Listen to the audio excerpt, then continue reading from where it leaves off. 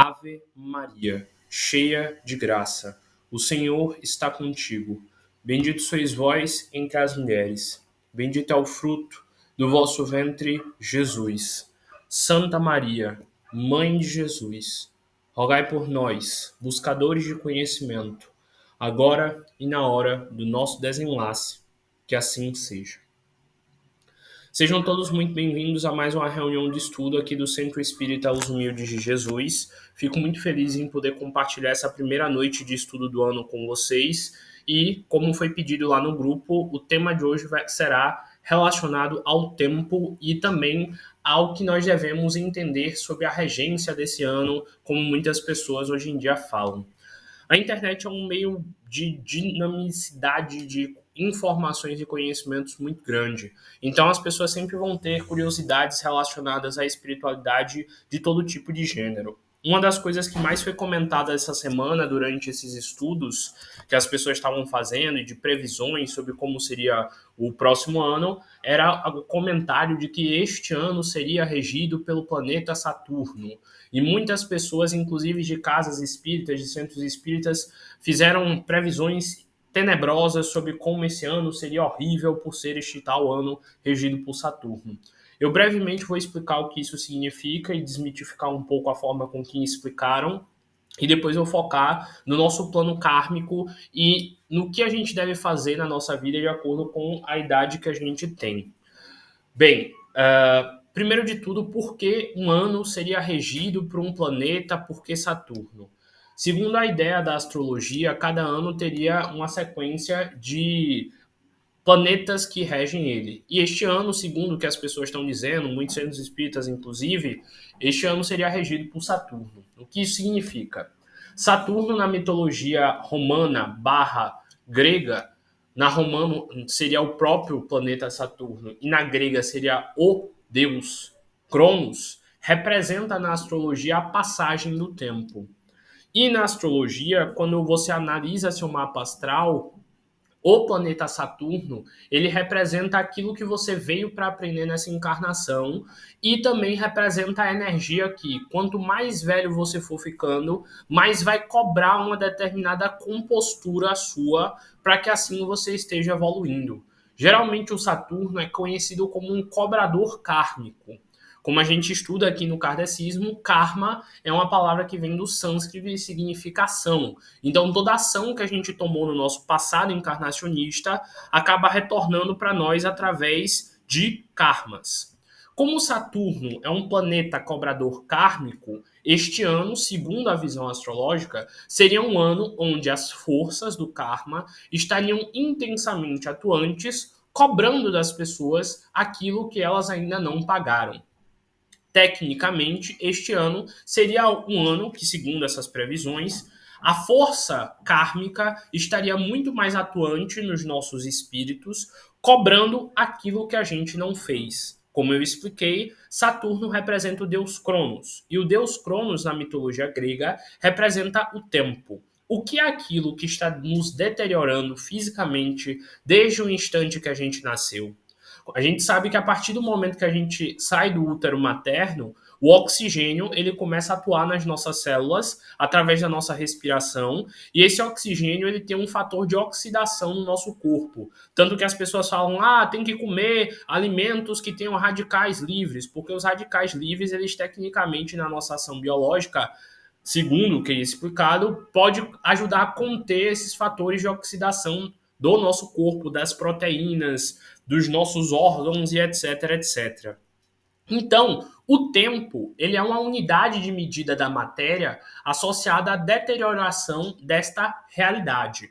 Como eu falei na nossa palestra anterior sobre o Natal e também sobre o Ano Novo, todos os nossos calendários e as nossas formas de medir o tempo sempre estiveram associadas ao Sol. E o tempo também não foi diferente. Essa unidade de medida de passagem de tempo de um dia, de uma hora e etc., sempre esteve associada também com o ciclo solar, que é o que nos induz o ciclo circadiano, que é o ciclo do sono. Tanto que uma das coisas que mais ajuda a gente diminuir a deterioração do nosso corpo é um sono de qualidade, porque o sono é o momento onde o nosso corpo restitui o que foi degradado durante o dia. Continuando. O tempo, então, é um determinador do que está acontecendo, entre aspas, na nossa vida. Afinal, a gente percebe, por exemplo, no nosso aniversário, que um determinado ciclo de tempo passou e um ano se deu por volta.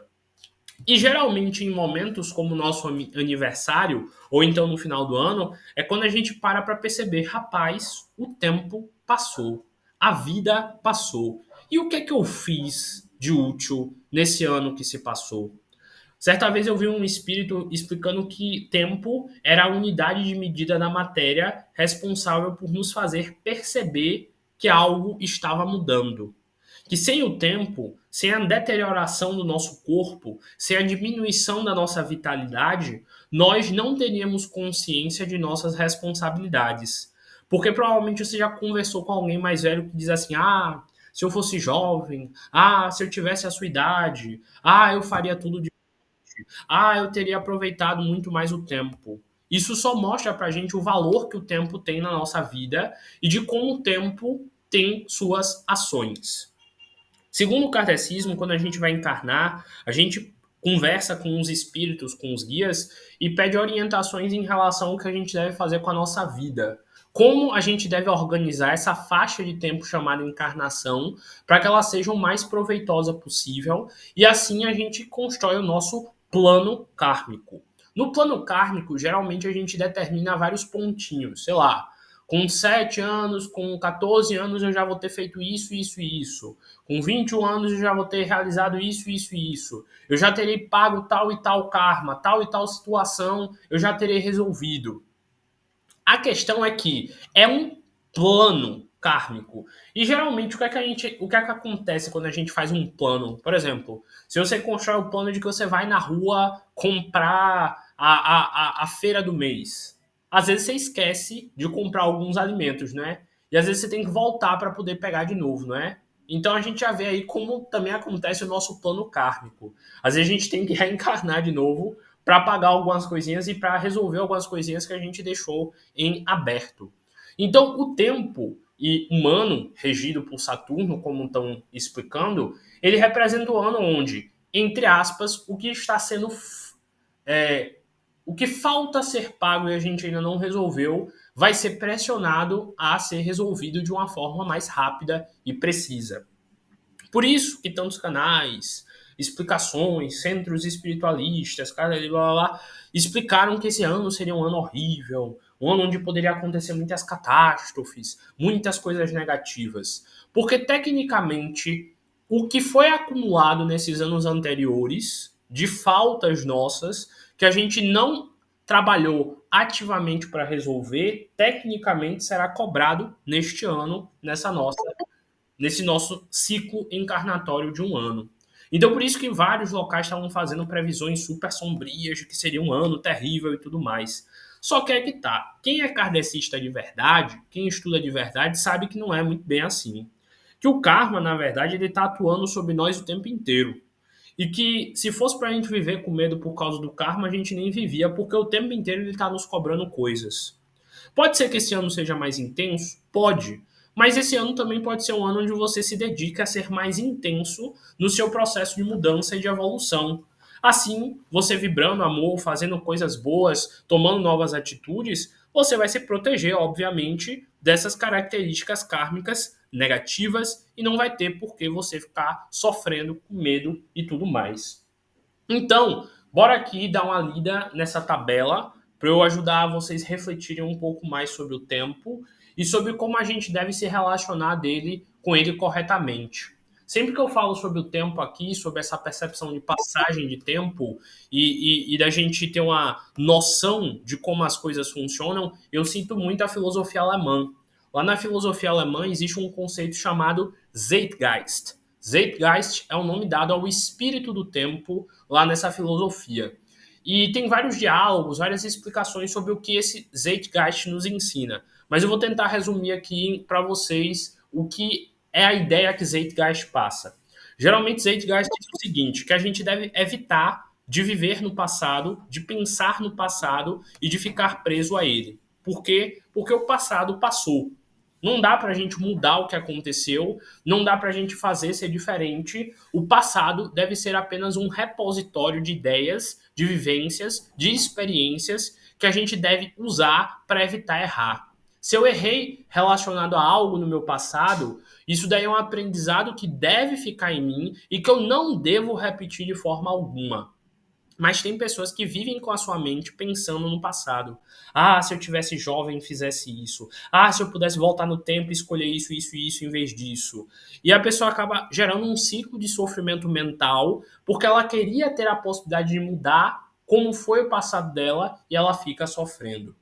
Zeitgeist também diz que a gente não deve ficar pensando só no futuro, porque o futuro ainda vai acontecer. Ele diz que o futuro a gente só deve pensar nele para criar metas, objetivos a serem alcançados, mas que tirando esse momento onde a gente definiu a meta, a gente não deve ficar pensando no futuro, senão a gente sofre da ansiedade, a ânsia de querer que aquele futuro que a gente idealizou aconteça antes. A gente fica sofrendo porque a gente ainda vai viajar semana que vem, porque a gente ainda vai fazer tal coisa em tal outro dia. E a gente deixa de viver o agora, o momento do presente, por causa dessa ideia de ficar nessa ilusão do futuro. Então, também, Zeitgeist, que é o espírito do tempo, diz: não fique pensando só no futuro. E ele diz o seguinte em relação ao presente, que é no presente que a gente sempre deve viver, porque o presente, como o próprio nome diz, é um presente que Deus nos deu para a nossa vida. É um presente de oportunidade de não fazer mais o que a gente fez no passado e de construir o futuro novo que a gente quer. Na antiguidade, a gente vivia muito mais no presente, porque a nossa vida ela estava intensamente ligada ao presente. Deu 6 e pouca da tarde, que nem agora, todo mundo já estava dormindo. O sol já tinha se posto. Malmente algumas pessoas deixavam a fogueirinha acesa quando já sabiam fazer a fogueira. Comia um pouquinho, pá, já dormia para descansar a noite inteira. Então a gente vivia o presente porque de noite não tinha luz, não tinha celular, não tinha nada para se fazer a não ser dormir. E a gente também vivia no presente porque assim que os primeiros raios de sol apareciam, nós tínhamos de ficar ativos, tínhamos de levantar, tínhamos de correr para caçar, para plantar, para se alimentar, para se manter vivo. Então a gente vivia no agora também, porque era necessário eu ficar pensando no agora em relação a que caça eu ia pegar, que comida eu ia me alimentar, o que é que eu ia fazer. Então, de novo, observe, olha como a gente vivia no presente, no passado. Como lá na antiguidade a gente vivia no presente, ligado exatamente ao sol, que eu venho falando há várias palestras sobre a influência dele na nossa vida. E a vida lá era muito mais voltada ao instante, porque eles não tinham como ficar pensando em futuro. Às vezes mal tinha agricultura, como é que eles iam pensar, no momento onde eu vou ter a colheita? Eles só plantavam, hoje é dia de plantar, ok. Hoje é dia de molhar, ok. Hoje é dia de colher, maravilha. Então, a relação com o tempo é algo que nos ajuda muito a viver a nossa vida da forma correta. Todo aniversário seu deve ser um momento onde você deve relembrar este compromisso com a vida. Inclusive hoje, 2 de janeiro, é o aniversário do meu pai. Meu pai hoje fez 77 anos e bem curiosamente vocês pediram para eu falar hoje sobre isso aqui na palestra, então é uma dessas coincidências bem interessantes da vida. Continuando. Então, observem como os ciclos da vida, eles estão intrinsecamente ligados com o nosso objetivo. Bora então agora falar sobre a antroposofia. A antroposofia é uma corrente de pensamento que fala sobre a vida humana e sobre o que a gente deveria estar fazendo de acordo com a idade que a gente tem. Antroposofia vem de antropo, que significa homem, antropo e Sofia. Sofia vem de sabedoria. Afinal, a deusa Sofia era a deusa da sabedoria na mitologia grega. Tanto que filosofia é por causa do nome dessa deusa. A antroposofia foi uma corrente filosófica criada por Rudolf Steiner, que foi um grande estudioso dessa visão filosófica da vida com uma conexão e uma consciência espiritual. Então ele foi um dos criadores dessa tabela, se não o criador dessa tabela, que explica os nossos ciclos da vida e o que nós devemos fazer nela. Essa tabela que Rudolf criou, ela tem uma intensa ligação com a encarnação e com os períodos de 7 anos. Por quê? Porque a maioria dos campos das filosofias espirituais tem uma grande ligação com o 7. Porque o 7, segundo a visão espiritual, numerológica, etc., representa a perfeição. Por quê? Porque a gente tem 7 chakras no nosso corpo. Nós temos 7 cores do arco-íris. Nós temos 7 inúmeras coisas. Se vocês pararem para pesquisar depois, tem exatamente 7 sempre como número de equilíbrio. Então, tem-se toda uma história de que 7 é o número da perfeição e que, se você observar na natureza, inúmeras coisas seguem ciclos de 7. E nessa teoria da antroposofia, a cada ciclo de 7 anos, nós temos deveres de acordo com a nossa encarnação para a gente estar de acordo com o nosso nível evolutivo. Infelizmente, analisando a maioria das pessoas, elas sempre estão atrasadas em relação à escala antroposófica. E tirando algumas pessoas que, tipo, são destaques na nossa realidade, que são as que estão à frente dessa escala, que já trazem consigo uma certa evolução, poucas pessoas, infelizmente, seguem direitinho essa tabela aqui. E eu vou mostrar isso para vocês pararem aí para refletir um pouco sobre isso. Segundo essa escala, cada ano que a gente vive está associado a um nível de evolução. Primeiro aqui a gente tem os primeiros setênio, que são os primeiros 7 anos da nossa vida. Os primeiros 7 anos da nossa vida estão associados à formação do nosso ser, do nosso corpo. Lembra que eu já falei aqui nas palestras? Primeiro tem um ciclo de 0 a 3 anos, que é basicamente o ciclo onde a gente começa a ter a consciência do eu. Eu já expliquei aqui para vocês sobre o que é o ego. Lá, segundo a teoria freudiana, tem o id, que é o nosso instinto animal, que é aquele instinto de autoproteção animalesco que todos têm. Depois de uma certa fase, começa a surgir o ego. O ego é quando esse id animal passa a ter uma característica, ego significa eu. Então, por exemplo, é quando você começa a chamar a criança pelo nome e ela reconhece, olha, meu nome é Francisco. Quando alguém fala Francisco, eu tenho onde olhar porque esse é meu nome. Uma das experiências que é muito feita para ver se a criança já começou a fazer o ego dela, se ela já começou a perceber quem ela é no mundo, é colocar a criança na frente de um espelho e sujar ela com a tinta vermelha, com um risco de batom na testa, e se ela olhar para esse espelho e ela pensar, poxa, tem alguém ali, alguma coisa me sujou, e ela tentar se limpar, é um sinal de que ela já tem uma certa percepção de que ela tem um corpo e de que ela é este corpo de algum nível. Durante esses 3 anos também são começadas a ser impostas em nós características. Olha, eu sou papai, eu sou mamãe, é aquela titia. Ó, fulaninho, não pode. Então começam a ser colocados na nossa mente primitiva da infância determinadas características do que é certo, do que é errado e começam a formar a nossa personalidade. Ó, fulaninho é teimoso que nem o avô. Ó, ele tem os mesmos olhos da avó, da mãe. Então começam a colocar em nós características e nós começamos a assumir também características, por isso os 3 primeiros anos são a formação desse eu, desse ego. Tanto que também é formado as outras 2 estruturas da psique segundo Freud, que é o alter ego e o superego. O alter ego seria tipo essa versão que nós vemos de quem nós somos e essa nossa parte do cérebro que define meio que o que é o certo e o que é o errado.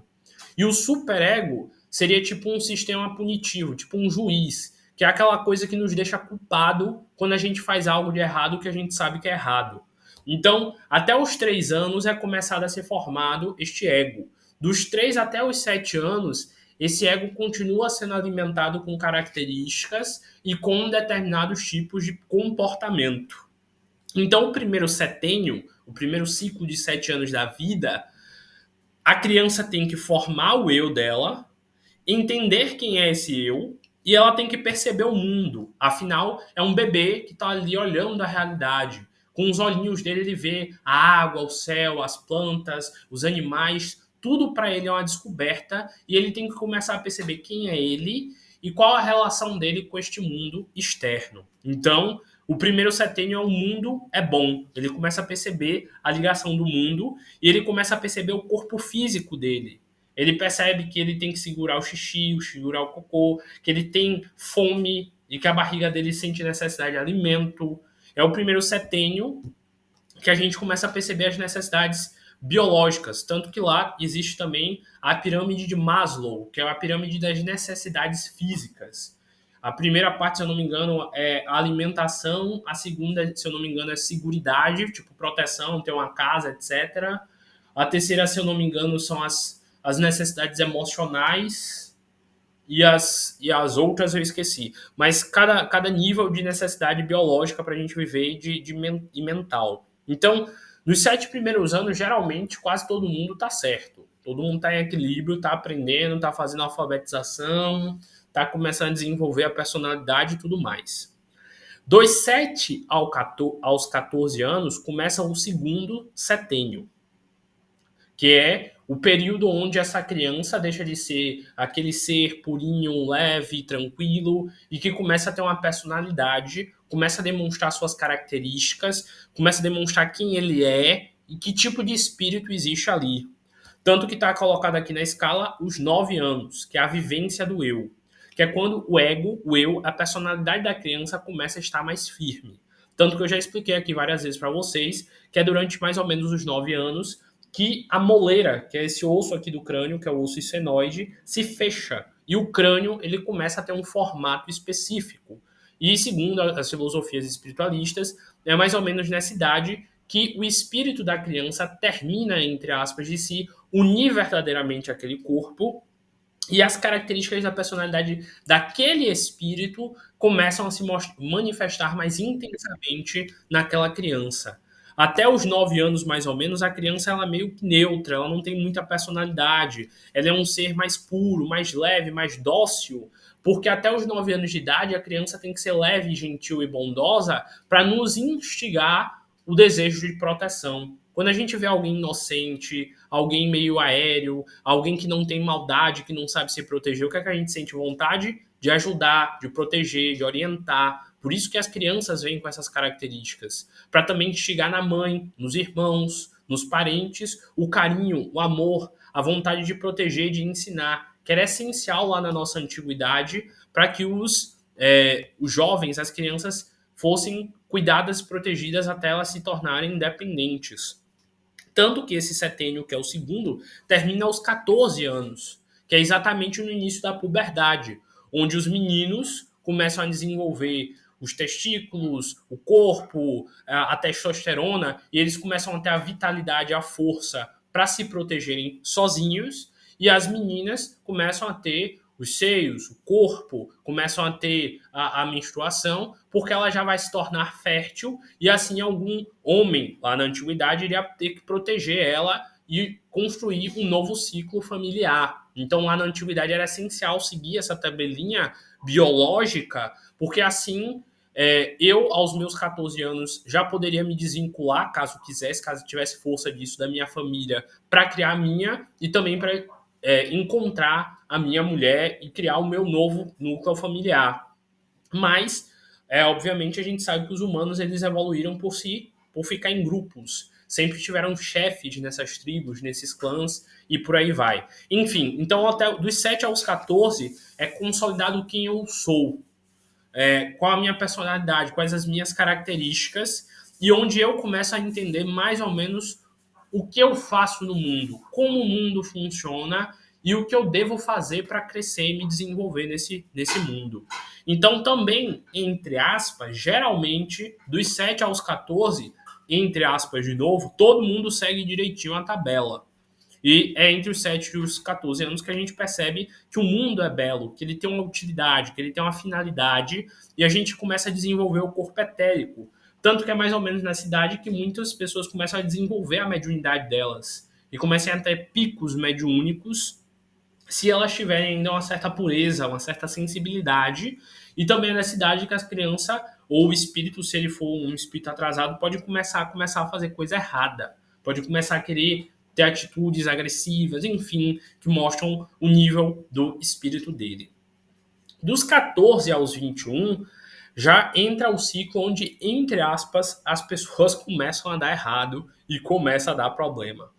Porque dos 14 aos 21, geralmente é nos 15 anos que a criança entra, que o adolescente entra no ensino médio, é quando ele começa a formar a mente dele, quando ele começa a ser mais maduro, quando ele começa a ter uma vida mais associada a namoro, uma vida sexual, é quando ele começa a ter uma visão diferente de mundo e quando ele começa a pensar e idealizar qual caminho ele quer seguir.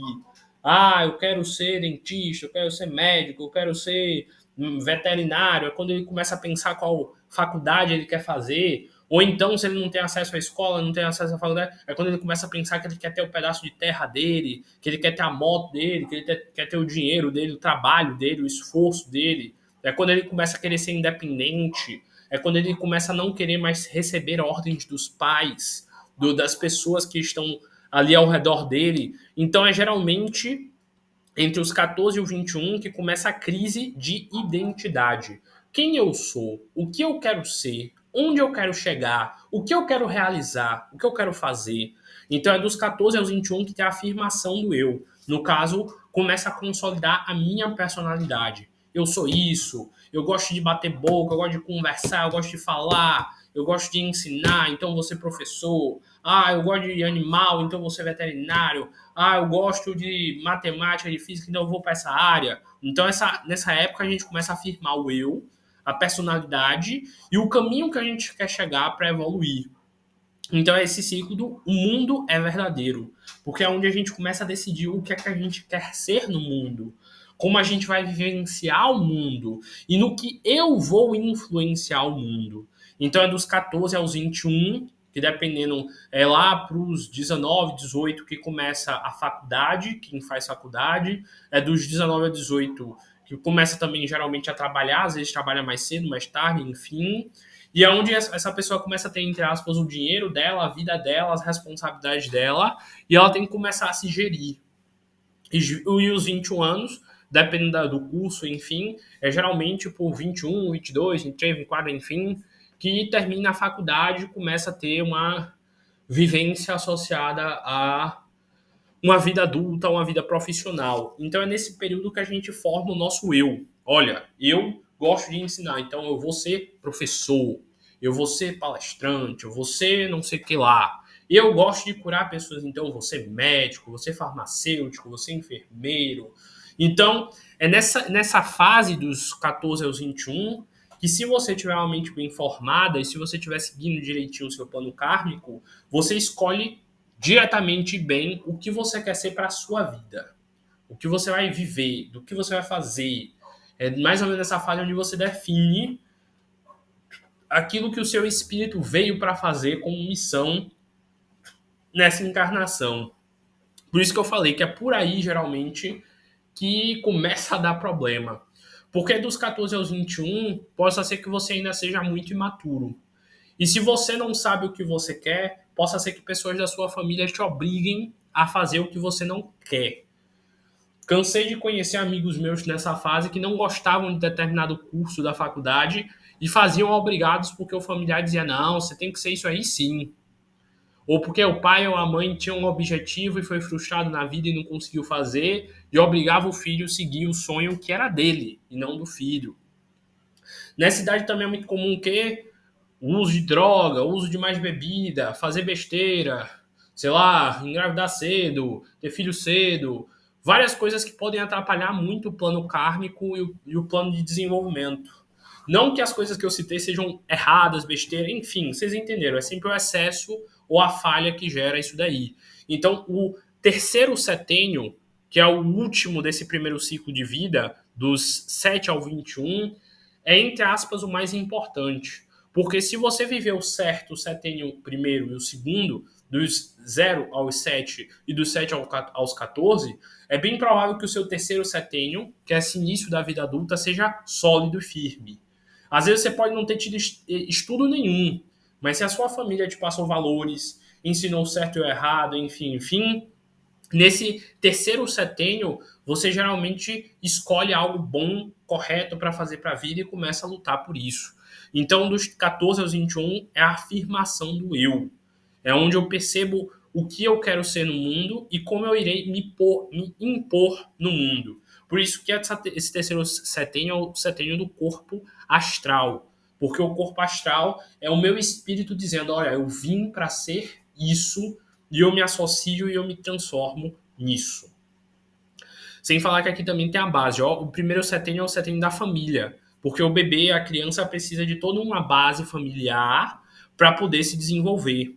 O segundo setênio, dos 7 aos 14, é o setênio da escola, porque na escola, com professores, com colegas, tem muito do desenvolvimento da sua personalidade, de suas características. Se você sofreu bullying ou não, se você foi alimentado ou não, se te disseram coisas boas e construíram uma boa autoestima para você ou não. Esse segundo setênio é decisivo para o terceiro, que é o setênio dos amigos, que é onde você cria a sua segunda família. A família de pessoas que estão ali ao seu redor para lhe apoiar, para lhe ajudar, e onde esses antigos amigos da escola e da família vão se tornar pessoas que vão estar lutando para se desenvolver no mundo e se tornar adultos, que nem você também está lutando para se desenvolver como adulto. Daqui em diante, bora começar a entrar numa parte mais abstrata, porque eu, por exemplo, tenho 26, então eu tô nesse setênio aqui, ou não sei, talvez esteja mais para frente ou mais para trás, não sei, sou meio doidão. Então, bora ver aqui. Dos 21 aos 28 é o período da crise da identidade. Geralmente é o período da vida onde a gente está mais perdido. Geralmente a gente é novo demais e a gente está cheio de energia e a gente quer fazer um monte de coisa, mas a gente não sabe como gerir a vida, a gente não tem dinheiro para fazer a maioria das coisas que a gente quer e a gente ainda não se estabilizou direito na nossa carreira, na nossa área. Às vezes a gente não terminou a faculdade, às vezes a gente não, dependendo da pessoa, não terminou nem a escola. Enfim, é um período muito conturbado onde todo mundo te pressiona a ser algo, a fazer algo, e geralmente você é tão novo, tão imaturo, tão imprudente que você nem sabe direito o que, é que você quer da sua vida. Então tem muita gente que termina de resolver o terceiro setênio, que é dos 14 aos 21, no quarto setênio, que é dos 21 ao 28. Então, a grande maioria das pessoas que eu conheço da minha faixa de idade, dos 26, 25, 24, 23, enfim, elas ainda estão tentando resolver coisa do terceiro setênio, dos 14 ao 21, e alguns dos 7 aos 14 também estão tentando resolver ainda. Então, como eu falei, é daí para frente que as coisas começam a se perder. Porque tem muita gente que chega nos 21 aos 28 sem saber o que quer da vida, sem saber qual rumo quer seguir, qual profissão quer seguir, sem saber quem é ele mesmo, sem conhecer a sua própria personalidade, sem saber controlar a sua própria personalidade, sem saber o que fazer com a vida, simplesmente está sendo arrastado, trabalhando no que aparece, fazendo o que aparece, não sabe nem direito o que está fazendo com a própria vida, não busca uma filosofia, não busca uma religião, não sabe nem o que está fazendo direito com a própria existência. E o setênio, e o primeiro setênio do segundo passo, que é dos 21 aos 28, é essencial para a gente definir a nossa vida adulta. Bora voltar aqui, ó. O primeiro setênio, eu já falei, é a infância. O segundo é a adolescência. O terceiro é o início da vida adulta. Nesse primeiro ciclo, a gente tem que aprender, a gente tem que se educar e a gente tem um amadurecimento biológico. O segundo ciclo de 21 anos, que é esse aqui que eu estou falando, é o primeiro onde a gente aprende a lutar na vida. Lutar para impor a nossa personalidade de quem a gente é.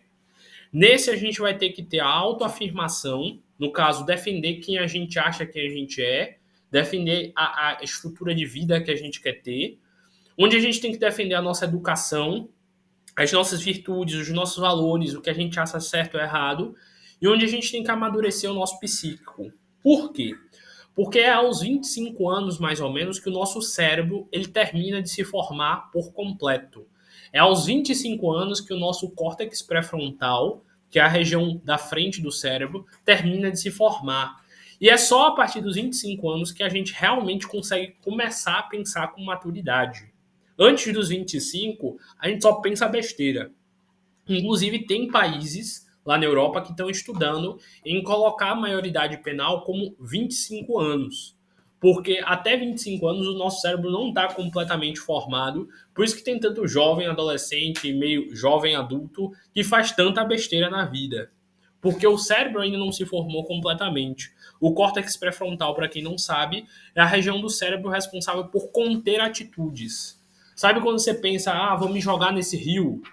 e vem alguma coisa na sua mente e diz, não se joga não, vai dar problema, isso é o seu córtex dizendo, é risco, é perigo. E até os 25 anos, geralmente o nosso córtex não está bem desenvolvido o suficiente para conter muita besteira que a gente faz durante essa fase da vida. Tanto que é depois dos 25, perto dos 30, que se você observar, as pessoas começam a ser mais prudentes, começam a fazer menos besteira, pelo menos algumas pessoas, né? Porque é quando o cérebro está mais formadinho. Então, voltando, dos 21 aos 28, é essencial que a pessoa descubra o que ela veio para fazer aqui. Por isso que a frase aqui é eu vivencio o mundo. De que forma você quer vivenciar o mundo? De que profissão? Qual tarefa você quer ter? O que é que você quer estudar? Que forma filosófica de ver a vida você tem? O que para você são virtudes e vícios? O que te faz evoluir? Aonde você vai gastar a vitalidade, a energia, a força que você tem? Então, essa fase é de vivenciar o mundo, de formar aquilo que a gente é, de começar a trabalhar com aquilo que a gente é de verdade. Eu vim com a essência de, sei lá, cantor, então é a época de trabalhar para cantar. Eu vim com a essência de ensinar, é a sua época de aprender a trabalhar com esse ensino, com essa parte sua. Então é dos 21 aos 28 que você vai manifestar aquilo que o teu plano kármico veio e disse para você que seria a sua profissão, que seria a área onde você teria um melhor desenvolvimento. Mas como eu falei, tem muita gente que faz faculdade porque a família obrigou, porque alguém disse. E aí, se essa pessoa nessa fase aqui não estiver associada com aquilo que ela veio para fazer, ela vai se perder, ela vai perder, entre aspas, muito tempo, e ela vai acabar frustrada trabalhando numa área, num caminho, numa coisa que ela não gosta e que ela não é. Então, esse setênio ele é muito importante para a gente trabalhar aquilo que a gente veio para fazer. Se dos 21 aos 28 você não descobriu isso, você não descobriu sua verdadeira essência, você não descobriu aquilo que te move, aquilo que te faz se sentir vivo, aquilo que todo mundo elogia quando você faz. Poxa, ela faz uma comida tão boa que ela deveria focar na área da culinária. Nossa, ela tem tanta atenção com as pessoas que ela deveria ser enfermeira. Nossa, ela tem tanta habilidade nisso que ela deveria ser isso. Se nessa época dos 21 aos 28 você não descobrir isso, fica complicado, porque essa é a fase exatamente onde você tem que confirmar aquilo que você já deveria saber dos 14 aos 21 e, tecnicamente, dependendo de como foi sua vida, você sabe ou não sabe. Bora lá, então, agora dos 28 aos 35, que é outra fase complicadíssima, onde muitas pessoas não resolveram ainda nada dos 21 aos 28 e nada dos 14 aos 21, que é a fase dos 28 aos 35. Esses são os anos que, tecnicamente, por essa faixa aqui, são os mais importantes da vida de uma pessoa. São os anos onde ela deveria estar no auge dela. Que se ela seguisse direitinho a tabela, ela deveria ter lá no auge da carreira dela, ganhando o máximo de dinheiro possível, vivendo o mais feliz possível, pagando todos os débitos kármicos possíveis, sendo a pessoa mais correta, cheia de autocuidado, cuidado com a alimentação, com o corpo, com exercícios, vivendo o auge da vida. E quem é que vive o auge da vida dos 28 aos 35? Eu me questiono isso. Então, bora lá. Dos 28 aos 35, que eu ainda não cheguei, graças a Deus, espero chegar lá bem, é o ano onde eu questiono e organizo o mundo. Por que eu questiono? Porque eu vou ver o meu redor e eu vou perceber, olha, tem coisas erradas aqui. Esse mundo tá confuso, esse mundo tá errado, e eu, com o meu propósito de espírito, de alma, tenho de fazer alguma coisa para organizar isso aqui. Se eu sou médico, eu vou ser o melhor médico de todos e vou revolucionar minha área de saúde. Eu sou carteiro, eu vou ser o melhor carteiro de todos, eu vou revolucionar a área dos carteiros e vou fazer as compras de todo mundo chegar o mais rápido possível. Sou comerciante, eu vou revolucionar o comércio. Eu vou vender os melhores produtos com o menor preço e dar qualidade para todo mundo poder comprar tudo. Então, de acordo com o seu trabalho, se é caminhoneiro, eu vou ser o melhor caminhoneiro do mundo. Eu vou entregar tudo rápido, vou me cuidar, vou fazer um trabalho de excelência e todo mundo vai ter suas entregas da melhor forma possível. Não venham achar que existe trabalho mais nobre ou menos nobre, mais importante ou menos importante. Alguns anos atrás a gente viu, os caminhoneiros pararam, o Brasil também parou. Porque não tinha alimento para ninguém, não tinha entrega para ninguém, não tinha gasolina para ninguém. Então, todo trabalho tem muita importância. Se amanhã o motorista de ônibus não cuidar do ônibus que você vai pegar para ir para o seu trabalho, você pode morrer no caminho dele. Se amanhã o cara que cuida da estação de tratamento de água não botar cloro direitinho na sua água, você pode pegar uma diarreia e morrer. Se amanhã, enfim, alguém fizer uma mistura errada nos químicos do sabão, seu sabão pode virar uma soda cáustica louca e queimar sua mão quando você jogar nela. Então, todos nós dependemos uns dos outros para viver bem em sociedade. Todos os trabalhos têm valor, sim. Então, eu questiono o mundo, porque eu percebo, olha, eu tenho uma missão aqui. Nesse local que eu estou, eu posso fazer o mundo se tornar melhor e eu vou organizar o mundo para que esse mundo se torne esse local melhor. Então, é dos 28 aos 35 que eu tenho de saber já o que eu sou, qual a minha tarefa e usar o máximo da minha energia possível para deixar o mundo o local melhor possível do que eu encontrei. Por isso que são os anos crísticos. São os anos onde o meu sol, o meu espírito, a minha essência trabalha no auge da minha vitalidade para poder transformar esse mundo num local melhor. Então, o quinto setênio é o setênio da alma, é o setênio do intelecto e da índole. Da alma, porque eu determino e finalmente chego que eu vim para fazer isto. É o do intelecto, porque é onde eu uso o auge da minha inteligência e do meu conhecimento para fazer esse plano o melhor possível. E o da índole, porque é o momento onde eu tenho de mais ser correto. Porque vão tentar me fazer me corromper, vão tentar me fazer querer fazer coisa errada, e eu vou ter que continuar no meu caminho crístico, em ser a melhor pessoa possível. E eu tenho de conquistar o meu lugar no mundo. Enquanto dos 21 aos 28 eu tinha de buscar o meu lugar, agora eu tenho de conquistar e estabelecer: este é o meu local no mundo.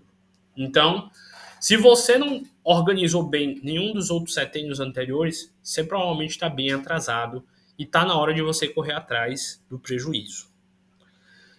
Eu vou começar aqui, vou tentar explicar rápido o setênio dos 35 aos 42, porque já está dando o tempo final da nossa palestra.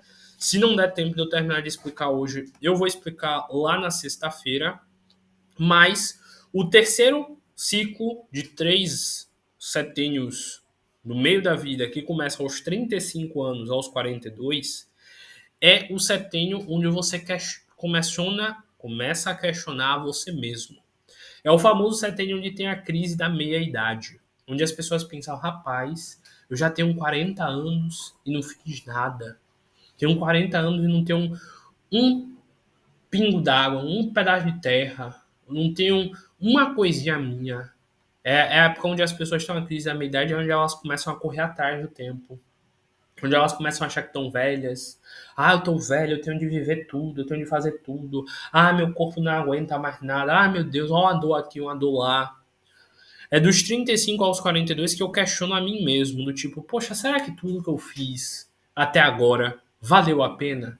Será que eu tô no caminho certo? Será que tudo isso aí que eu vivi foi mesmo o meu objetivo de vida? Foi onde realmente o meu espírito deveria estar? É onde eu tomo consciência na minha alma, onde eu começo a perceber: rapaz, será que tudo que eu fiz até agora foi o suficiente para o meu plano kármico? É o período onde eu tenho de consolidar meu lugar no mundo. Então, é um período onde, após chegar no meu auge do meu auge, eu me mantenho nesse auge, ou então eu mudo de caminho e me refaço na minha vida. É um momento onde você tem que parar para pensar: rapaz, eu tô feliz aqui onde eu tô, ou eu quero mudar isso tudo aqui e me encontrar de novo. Por isso que é nesse setênio, dos 35 aos 42, que você tem a crise de autenticidade, onde você tem a crise de quem você é, do que você veio para fazer e de qual o seu objetivo de vida. É onde você começa a perceber se você foi alguém que faria falta no mundo. Se tudo que você fez transformou o mundo num lugar melhor, se você aproveitou a sua encarnação, se você aproveitou sua vida, se você fez todas as pessoas que você encontrou no seu caminho serem pessoas melhores, Se você estudou, se você aprendeu, se você cortou do seu corpo, da sua alma, do seu espírito, se você viveu o seu auge, se você já encontrou o teu trabalho e já se tornou melhor no teu trabalho, se você já encontrou aquilo que você veio para fazer, se você já pagou todos os seus débitos, tanto que é geralmente dos 35 aos 42 que geralmente as pessoas começam a buscar uma religião. Aquelas pessoas que se sentem, entre aspas, perdidas no mundo, começam a frequentar uma casa espírita, uma igreja evangélica, começam a buscar tentar procurar Deus, começam a perceber que a vida delas não está muito legal, e elas começam a querer estudar, aprender, mudar. É onde elas começam a querer correr atrás daquilo que elas já perderam, do tempo que elas perderam. É onde elas começam a querer resolver a vida delas. É onde elas começam a perceber que a vida não é só farra, que a vida não é só curtir, que a vida tem responsabilidade sim. Onde ela começa a perceber quem é que está do lado dela de verdade, quem apoia ela, e que caso ela passe necessidade, quem é que ia estar do lado dela e quem não ia estar. Então, é dos 35 aos 42 que você tem uma crise de identidade muito grande, porque você começa a perceber, rapaz, eu tô sozinho no mundo. E eu nem construí toda uma estrutura para me proteger, para minha vida ser boa, para minha vida ser segura, para ter pessoas do meu lado boas que me protejam, que gostem de mim, que me auxiliem se eu precisar. Então esse setênio ele é um setênio crucial na nossa evolução, porque é onde a gente tem, diríamos assim, uma segunda fase para a gente correr atrás do tempo que a gente perdeu, que é onde a gente percebe que, poxa, se deu tudo errado nos setênios anteriores, é agora minha última chance de me colocar no eixo, porque é o período onde eu ainda estou ainda um pouco jovem e onde eu estou começando a me tornar alguém, entre aspas, mais velho.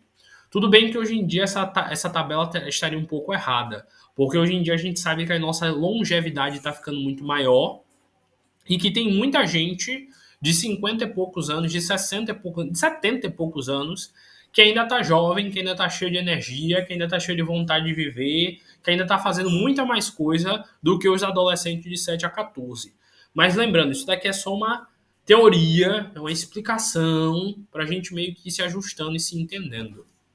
Eu vou parar aqui nesse setênio dos 35 aos 42, porque agora vai dar 7 horas da noite, a nossa palestra encerra aqui. Eu vou abrir o espaço para vocês fazerem perguntas e depois eu vou passar para a nossa prece de encerramento. Mas eu espero que tudo que vocês tenham aprendido até agora já tenha ensinado bastante a vocês perceberem o objetivo da vida de vocês, a necessidade de se observar a passagem do tempo e das nossas responsabilidades com esse tempo e com essa encarnação, e que tudo isso aqui possa ter ajudado a vocês terem uma ideia de um mapa do que vocês precisam fazer, do que vocês precisam correr atrás, caso vocês se sintam atrasados ou adiantados nessa tal tarefa.